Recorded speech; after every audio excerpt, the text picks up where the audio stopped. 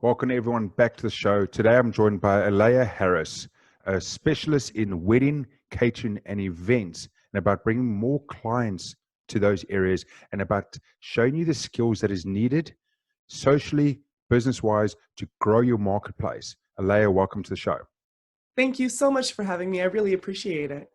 So, Alea, this is such an interesting field at the moment. You know, the wedding or catering event space itself. Obviously, at the moment, most of the world we're in is in some form of lockdown, some form of closure. You can't be around people. This, outside of the travel industry, must be one of the biggest industries that's gone, oh shit. Our business is just right. our business has just stopped, and we have an unforeseen future. How is that sort of feeling in the place at the moment from what you've seen? It has been devastating. So Mm-hmm. the entire industry has basically just been at a complete standstill. Mm-hmm. It's been devastating not only for the people who work in the industry, but also for people that are having events. Think about a bride or a couple who's done everything possible that they needed to do right, and their wedding was supposed to be in a week, and then they couldn't have it. The Mm-hmm. guests were flying out, everything is done, and they're like, okay. Yeah. So there's been a lot of tears, tequila, and probably a lot of Haagen-Dazs and swearing as well involved. I'm just writing down, if anyone's watching, tears and tequila. I think that's going to be one of my new favorite quotes, tears and tequila. I've got to remember. I do definitely love that one. So yeah, because it's quite interesting. Where I live, I'm around a whole lot of wedding venues myself. I'm out in the countryside, a lot of vineyards around me and stuff. And it's interesting, some of the ones that's around you every week, twice a week, it's fully packed. You can see events going on. And obviously the last 4, 5, and so 6 weeks, there's nothing.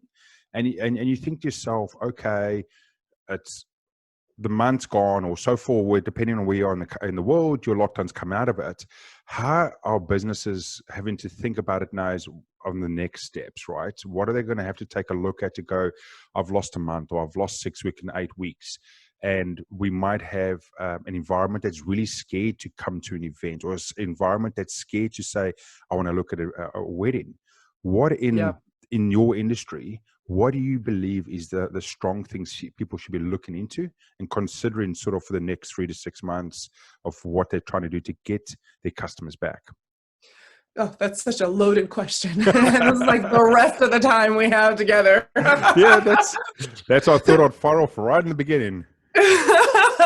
So right now, if they're a wedding, catering, and events professional, they've been mostly focused on helping their clients postpone their events. Mm-hmm. Hopefully the clients Right. are realizing that canceling events in this industry could mean the end of the vendor that they're working with, Mm-hmm. and that vendor will not be around to help them later on with their event if they cancel. So first off, I do encourage people that are having to postpone events to postpone, don't cancel. Yeah.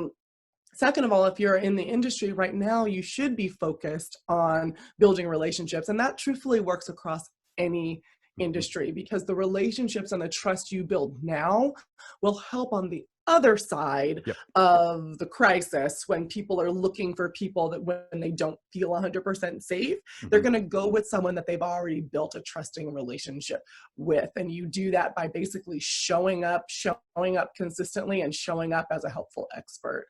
On the other side, I was speaking on an event rental association webinar the other day, and there was a question of how do we've been renting tents for medical use.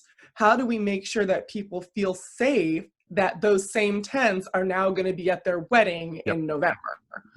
And that's an amazing question. And one of the things that people just want to know now, they're not going to trust what you say, they're going to trust what they see, and they're more likely to believe that.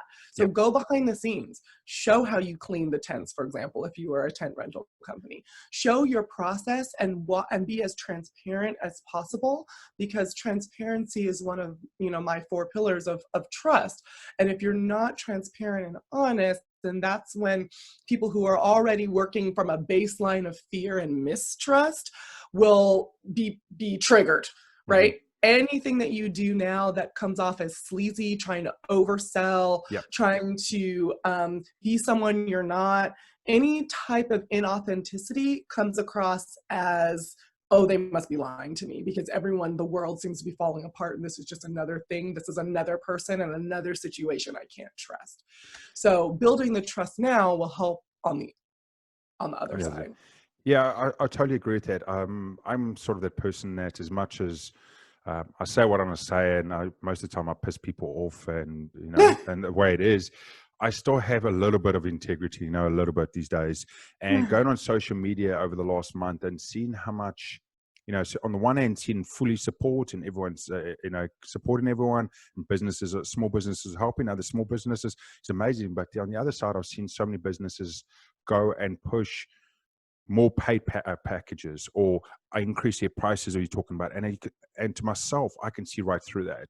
And I'm like, you're going to make an extra 5% or 10% in this 60 days for your business. But to me, I would never touch that brand again, or I would never go near that brand.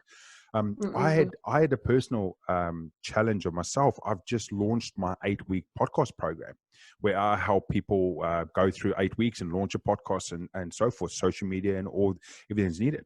And I actually had to turn around about 3 or 4 weeks ago and decided I'm not going to charge anyone. It's a $500 program, and I've just given it away for the next 2 months. That whole program is free, because I'm like, I can't emotionally go, hey, I want your money, because I know majority of people, especially in my world, have either lost their job, they're uncertain about their job, they're uncertain about their future.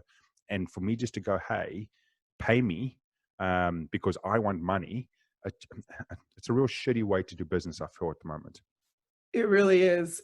My favorite email that I've gotten recently was, hey, you just got your stimulus check? Spend it with us. And I'm like, are you kidding me?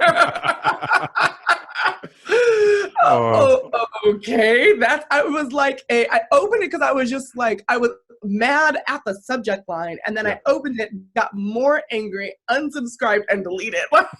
That is exactly what you don't want to do right now for your brand. And I'm a huge proponent of email marketing. And I was in the same boat. I was about to launch a $1,700 course in the beginning of April. And I'm like, I probably shouldn't do that right now. So instead, I've just been giving away a lot of stuff for free. And, I have education and courses. And so when you offer your education for a fee, the free education is like enough so that people can get started and then get started down their education journey, right? But I've been giving away information like you are, worth hundreds of dollars, stuff that would normally be within one of my paid programs or like unreleased modules kind of going into the vault, because it's just wrong.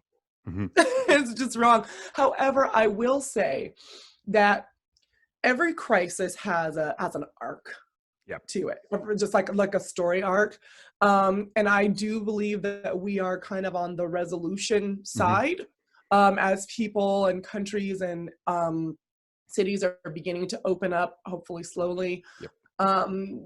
Things will start getting back towards, I don't want to say normal, but they'll start getting back to where people are starting to feel more comfortable spending and making money.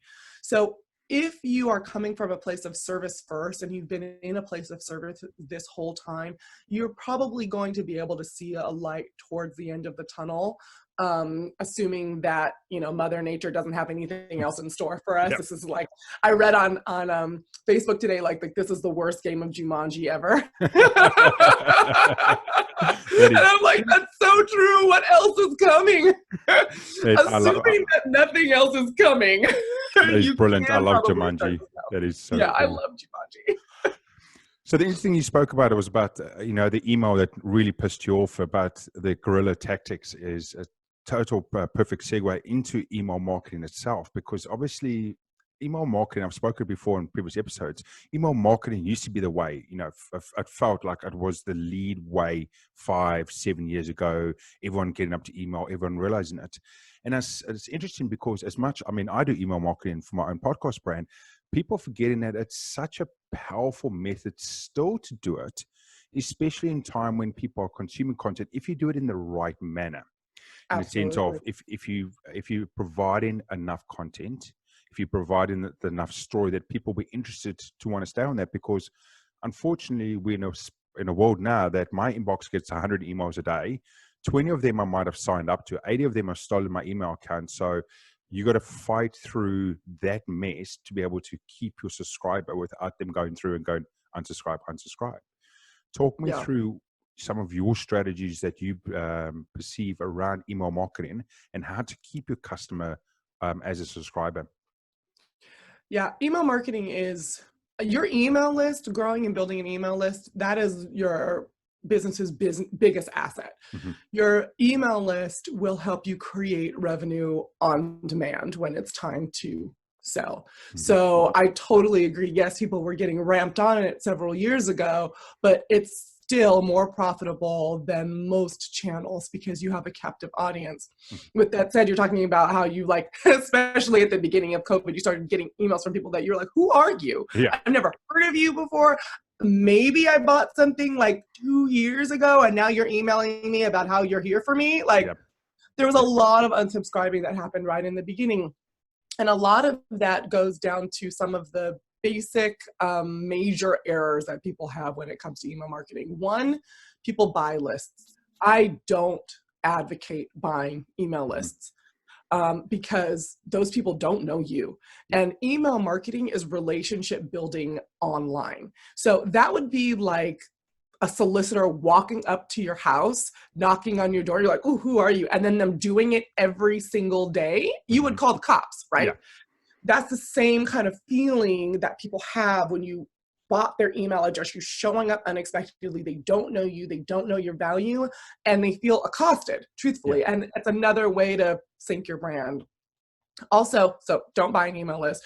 And two, if you've gotten someone's email by providing valuable content, which is the right way to get an email address, then you need to show up consistently. Because Yep. if you don't email them once a week and you email them after 3 years of them getting on your email list, you are a stranger and you are spam.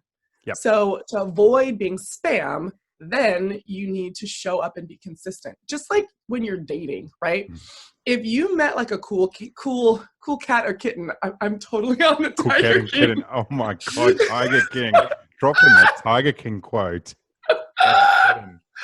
If you happen to do that and you you were really into them and then they were like, okay, I'm gonna call you next week, and they did. You're like, oh sweet, like Yep. this could have like a thing going.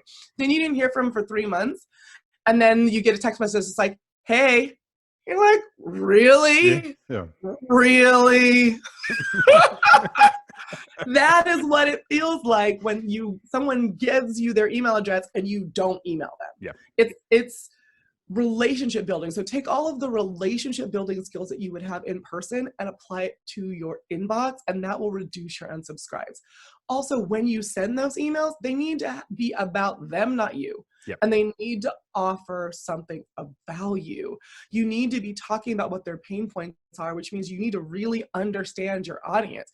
Dive into the trenches with them so that they know that you're there for them, whether you're a good time friend or a bad time friend. It doesn't really matter. You're there. So those are my recommendations for reducing unsubscribes, with a little asterisk at the end that unsubscribes are not always a bad thing. So if you're getting a couple a week, it's them just realizing that the relationship wasn't right before you did. Yeah. Right. So it's like, it's okay. It's like a little bit of a breakup, but then they weren't going to buy from you anyways, which is the ultimate goal of any email list. So why waste your money trying to nurture them and develop that relationship? So there's that too. Yeah, totally. I mean, you can't have consumer hold on to everyone. It's just even the perfect businesses in the world that have 1 million people on their on their subscriber list would lose a certain percentage every week depending on how much they grow as well. So a lot of people, I mean, when I started mine and I lost to one person, I'm like, oh shit, what did I do wrong? And then like the next week I lost 2 people. I'm like, damn it, what is going on here? Why are people? And it's you got to be respectful. It could be the time, it could be the messaging, and it also you're not always going to be perfect. And this is where I've got to be, as you talk about, you got to think about your audience, think about the success of your email marketing. So most people that are doing email marketing, first, if you're doing email marketing and you're not using a product, for example, like MailChimp, please don't do it as just a basic person. I've saved my email list and I send it out. You need an integration tool to be able to That's a tell you. scary thing. Yeah, I know that it's scary, but When you said that, I'm like, oh my God, people do that. there will be people out there. There will be. They'll have 500 emails, and there's no ways of having the correlation. So, to anyone that's listening that does email marketing, not from actual integration tools like MailChimp, please go over and do that, because those tools provide you the exact insights. How many people opened it? How many people clicked it? How many people actually unsubscribed? So you've got a true reflection on your brand without you then actually spamming people that no longer want to be on your emails. And interesting thing that I saw, and as you said at the moment, is obviously through COVID-19 in the last couple of months, my email open rate is actually skyrocketed compared to a few months ago. I think 3 weeks ago, I sent out an email and I got something like an 80% open rate. And I was like, holy shit. I sent it to a friend and I'm like, is this normal? For everyone watching, your open rate target should be probably anywhere between 15 to 25%. Yep. So an 80% open rate is like, Yep. I hope you pop some of that alcohol behind you. Yeah, so I've had about 3 weeks of actual more than 70% open rate. So I've just gone, okay, maybe it's a lot more people at home, they're reading the emails, but it showed me as it could be also showing the brand, and not saying that everyone needs, if everyone achieves 70 to 80%, fantastic. But it's also about being respectful to the end audience, going, okay, I'm obviously doing something that people are seeing it. First, I'm not going into the spam, I'm actually going into the inbox, and therefore people are actually opening it up, and it's the way of my messaging. And it's something big I talk to people about in business or in podcasting, and what they're doing is it's understanding your customer, but then also evolving with what you're doing on that journey. So as much as the customer, so in the wedding industry, the brides, they go up and down all over the place, mostly all day and every day, and you can understand it's a layer. We've also got to be respectful on that up and down process. So my email marketing communication might be totally different this week to it is next week. And again, the weekly after could be totally different again about the way it's producing content or what I'm telling them and what I'm showing them as well. And this is sort of stuff which is sometimes unfortunately becomes quite time consuming, because you got to go, what is important in the last 5 days and the next 5 days? Because if I'm sending if I'm sending in one email a week, they haven't seen me since last week, and they're not going to see me till next week. So talking about your boyfriend and girlfriend analogy, as a boyfriend, what do I have to do that my girlfriend remembers me firstly over the last week, and then she's going to remember me into next week? And that's sort of mentality with the email marketing. That's great advice. That's really great advice. So obviously, we're talking about people that exist in email marketing and they've got it and their campaigns and they're sending it out. What about a business owner that shouted to me and go, Lawrence, I'm a small business owner. I don't have per se email marketing, or I've only got 20 or 30 people. What is your pointers of how to grow the email marketing and then go through the steps we spoke about now of actually giving good campaigns? Yeah. So the first thing that you need to figure out is what you're going to give away for free, because that's how to grow. So you give away something for free, and then you promote that you're giving away something for free using an ad. People will say, oh, you create that piece of free content, which I'll get into in a second, and then people, you build it, they will come. And I'm sorry, my friend, that just does not work. SEO is a long-range strategy. So if you've gotten super excited, oh, everything's set up for SEO, I got my blog going, I got this going, and boom, boom, boom, now come to me public. It's not going to work that way. You have to actively go out and attract your customers. So that free piece of content is called a lead magnet or a lead generator. And that's where you should start after, of course, you've already feel very confident in that you know who your customer is and what problem you can solve for them.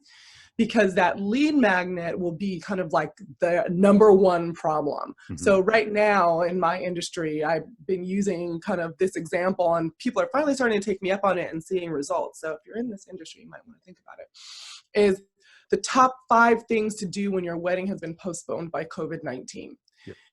If I was a wedding planner or anybody in that services the wedding industry, And my clients, those were my clients, or those DIY couples who thought that they were going to be good on their own, and then they're like, oh, what just happened? I wasn't prepared for this. I thought I was just going to be bedazzling my own name tags. Mm-hmm. This happens, and then you position yourself as, oh no, I'm the planner, I'm the vendor that will help you through this. Yep.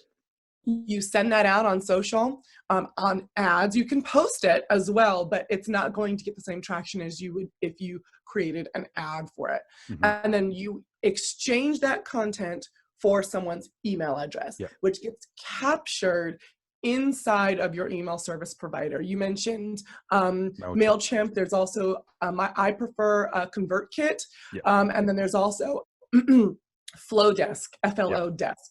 So Aweber, there's lots of different platforms that you could choose. Yep. But whatever you do, we're not talking about your Gmail account. We're not talking about your Yahoo account. We're talking about an actual email service provider. And the benefits of doing it in an email service provider include, yes, the metrics and be able to track, but also being able to build specific relationships. Yep. Going back to the thought that email marketing is just online relationship building.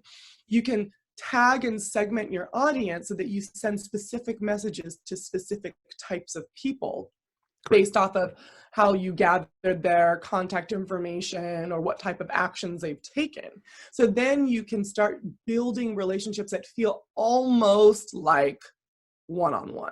Yep. So after you've created that lead magnet, you've publicized it on social media, you've gotten the email addresses, you want to first of all send them what you promised immediately. Yep. And second of all, you want to make sure that you then start the relationship with them once a week, weekly emails, weekly value.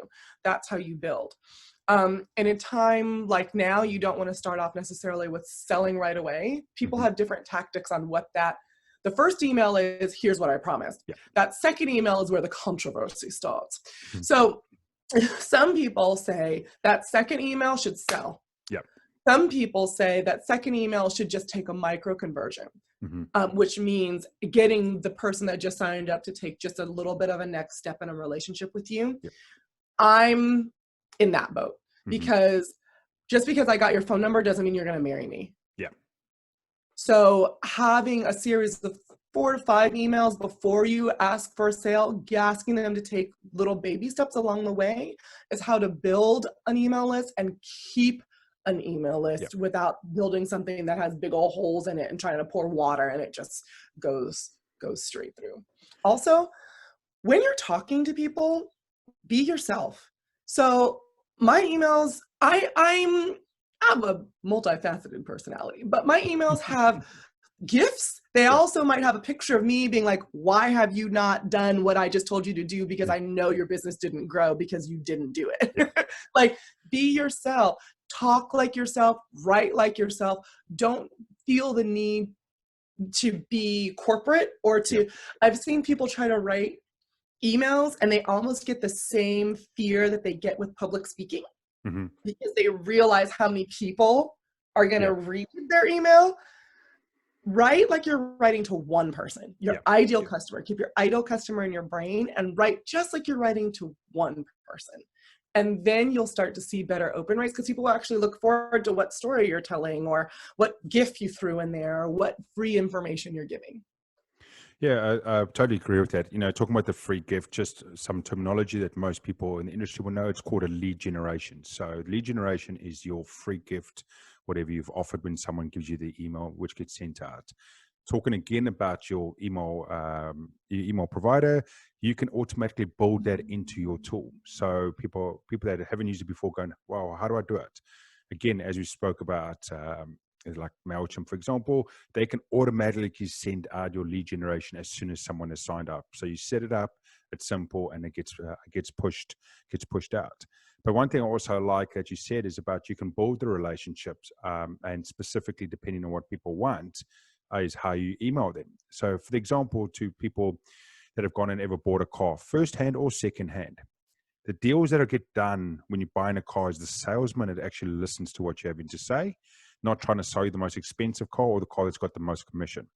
Everyone's been through this experience going car shopping. They go, I want this, I need this, this, this, and this. And the guy goes, this car here, this one only here is the only one that you need to have. Normally that doesn't happen, the sale doesn't close. When the salesman listens, goes, hey, that one's a really cool car, but what you say, you actually need this car. And this is the exact points that relate to you in this car to what you've asked me. Those are the ones that usually close the sale. Email marketing is the same way, in the sense of, as you build those relationships, you can communicate to them exactly what you need by using your email provider or your email service provider, and to build further that relationship.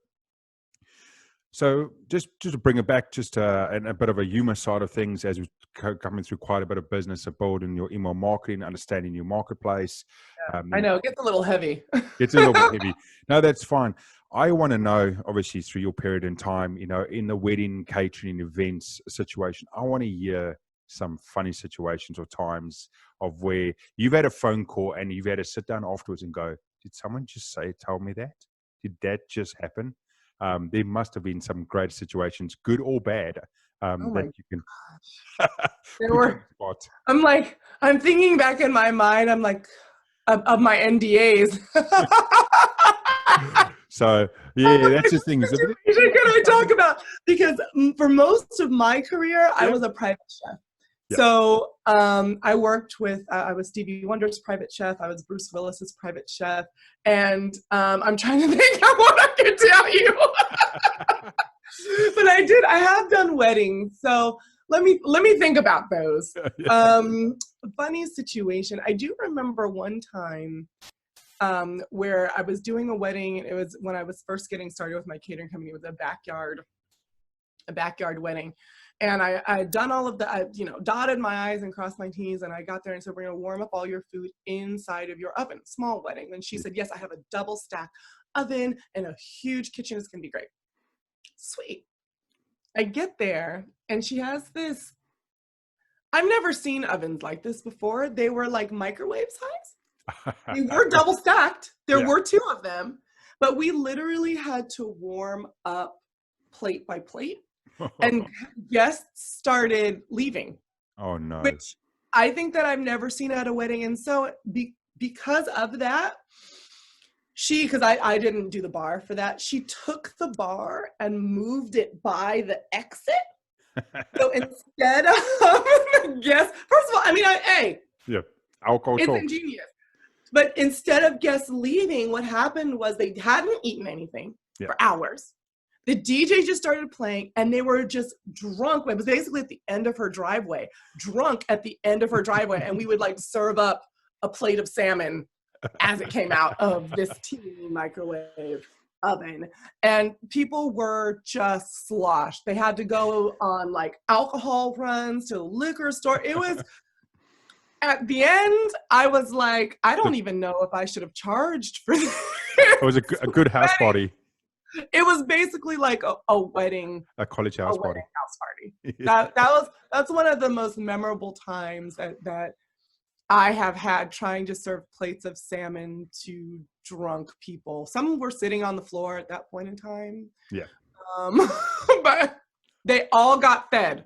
They all got fed. There we go. I love that. Before we end off today's episode, is there anything you want to leave our listeners with at the moment to consider around their brand, their business, and focus for the next 30 days? Oh my gosh. Again, should have started with that one. I think for the next 30 days, focus on service. Mm-hmm. Focus on service, focus on adding value. That means adding value probably more regularly than you would have in the past. Yep. If you sent out, if you posted daily, most of your posts daily show up multiple times a day on your stories. If you were going to send a weekly email, make sure that you segment your list and you can send out either maybe twice a week, mm-hmm. or you send out things that are more specific and more valuable relationships. Also, if you have clients that have been effective, pick up the phone. Yeah. Not just they've called you, and in my industry, they've called you to postpone, but pick up the phone 2 weeks later, check in. Be an actual human being. Don't be a business owner. Mm-hmm. Be someone with a compassionate heart that actually shows that you didn't get into your business just to make money. Yep. If you're in your company just to make money, you're in the wrong company. Mhm. Trust me, I love making money. My lifestyle definitely means that I need to make money. However, I didn't get into marketing. I didn't get into wedding catering and events just to make money. Yeah. I love a good party. Mhm. And I love the people that celebrate and help people celebrate the biggest milestones in their lives. So that part didn't change. And that's the part of my heart that I come from in this time. And that's where you should come from. Go back to what your why is, revisit it, dust it off, take the dollar signs off of it, and come from that place when you're trying to serve your customers. That's what I would definitely recommend. I love that. And thank you so much for that. And before we end off the show today, can you let the listeners and the people that are watching at the moment know where they can find you? For sure. So my company is Flourish Marketing. You can go to www.flourishmarketing.co, not .com, .co. And we help wedding catering and events business owners get and keep a consistent stream of clients through marketing, education, strategy, and tools.